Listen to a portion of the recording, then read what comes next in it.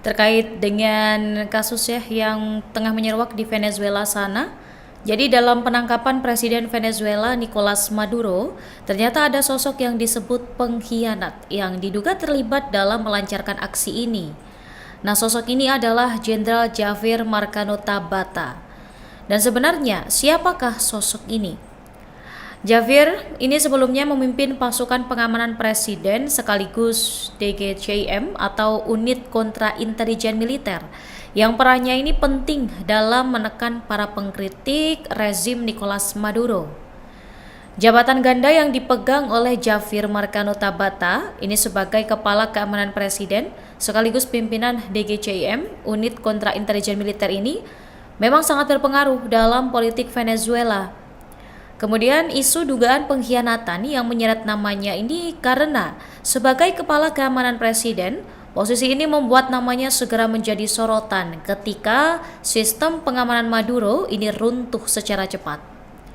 Dari media lokal melaporkan tuduhan bahwa Tabata tidak hanya lalai menjalankan tugas, tetapi juga ibaratnya menjual kedaulatan kepada pihak yang membayar paling tinggi dengan spekulasi adanya perintah terkait dengan surat perintah penangkapan. Dan laporan menunjukkan bahwa surat perintah penangkapan ini mungkin akan dikeluarkan untuk mantan kepala kantor keamanan presiden tersebut. Namun hingga kini tidak ada pernyataan resmi pemerintah Venezuela yang secara terbuka menyebut Marcano ini bersalah atas pengkhianatan dalam arti hukum pidana atau militer.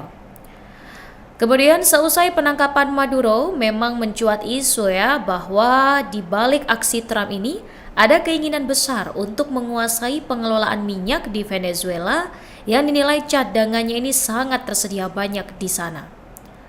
Trump bahkan menyatakan keinginannya untuk membuka kembali aliran minyak Venezuela dengan dalih membantu rakyat negara tersebut. Namun, kebijakan sanksi Amerika Serikat yang telah berlangsung selama bertahun-tahun ini dinilai justru menjadi penghambat utama bagi kebangkitan industri minyak Venezuela. Dan pernyataan ini disampaikan Trump dalam konferensi pers di Mar-a-Lago, Florida, beberapa jam setelah Maduro ditangkap pada Sabtu lalu.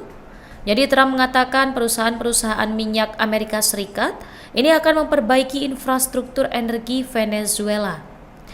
Ia menegaskan langkah ini bertujuan membuat produksi minyak kembali mengalir. Hingga pada Selasa 6 Januari 2026, Trump ini menambahkan bahwa hasil penjualan minyak Venezuela akan digunakan untuk kepentingan rakyat Venezuela sendiri dan Amerika Serikat. Ada sebuah unggahan Trump di platform Truth Social.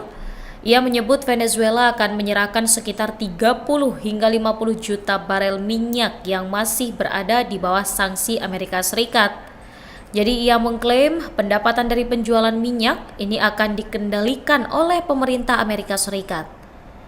Kemudian Trump ini menyatakan langkah yang dilakukannya ini untuk memastikan dana digunakan sesuai tujuan yang disebutkan. Namun para analis menilai pernyataan Trump ini bertolak belakang dengan kebijakan Washington selama ini. Jadi sanksi Amerika Serikat terhadap Venezuela telah membatasi investasi asing Tribuners, yang sanksi ini juga menghambat akses Venezuela ke sistem keuangan global. Selain itu, impor peralatan penting bagi industri minyak Venezuela ini ikut terhambat, Tribuners. Nah, aksi Amerika Serikat di Venezuela ini tidak hanya mengintervensi pada sektor minyak saja, Tribuners. Baru-baru ini Amerika Serikat menyita kapal tanker minyak berbendera Rusia di Samudra Atlantik Utara pada hari ini, Kamis 8 Januari 2026. Atas kejadian ini, China mengecam tindakan tersebut hingga menyebut langkah ini sebagai sanksi sepihak dan pelanggaran hukum internasional. Pernyataan keras ini dilontarkan oleh juru bicara Kementerian Luar Negeri China, Mao Ning, dalam konferensi pers di kota Beijing. Jadi dalam keterangan resminya, Mao Ning ini menyatakan bahwa China mengecam tindakan Amerika Serikat yang menyita kapal di laut lepas. Adapun untuk operasi penyitaan dilakukan oleh pasukan Amerika Serikat ini pada Rabu 7 Januari terhadap sebuah kapal tanker minyak yang kini dikenal sebagai Marinera di Samudra Atlantik Utara. Nah, pemerintah Amerika Serikat ini menyatakan bahwa kapal ini disita karena dugaan melanggar sanksi minyak yang diberlakukan terhadap Venezuela. Keputusan ini diumumkan oleh Komando Selatan Militer Amerika Serikat yang menyebut operasi dilakukan berdasarkan surat perintah Pengadilan Federal Amerika Serikat setelah kapal tersebut dilacak oleh penjaga pantai Amerika Serikat.